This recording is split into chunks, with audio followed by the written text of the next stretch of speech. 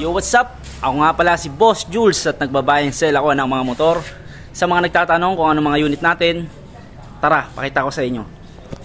So, meron tayo ditong Yamaha Vega Force FI.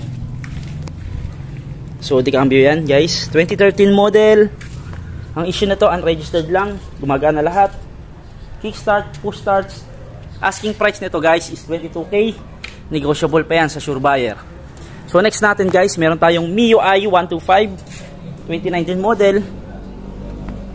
So guys, poging-pogi yan.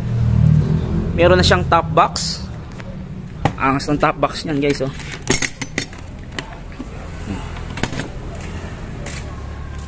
$19,000 lang yung mileage.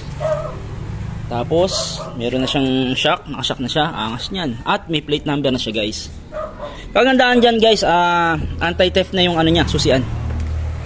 So next natin, meron din tayong Honda Beat 2017 model. Poging-pogi rin yan, guys. So ang issue niyan is unregistered lang, guys. Bukod doon, wala na. May plate number. Very good running condition, guys. Asking nito is 37K, guys. Ay, nakalimutan ko, asking price pala nito is 42K, guys. MIUI Honda Beat 37K. Next natin, itong 2019 model natin na Honda Beat. So guys, bagong rehistro.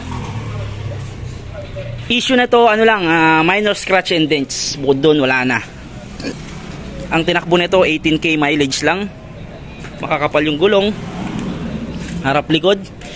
Asking price natin dito is 40K, guys.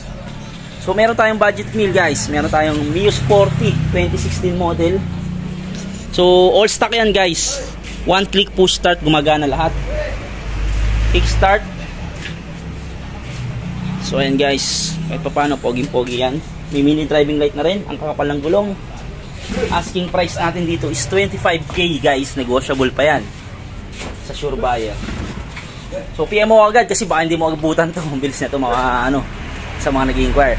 And ang pinakamodelo natin, itong Honda Beat na 2022 model. So ang issue nito, guys, is unregistered lang. Bukod doon, wala na. May plate number na rin siya, LTO. Ang odo nito, 15K odo lang.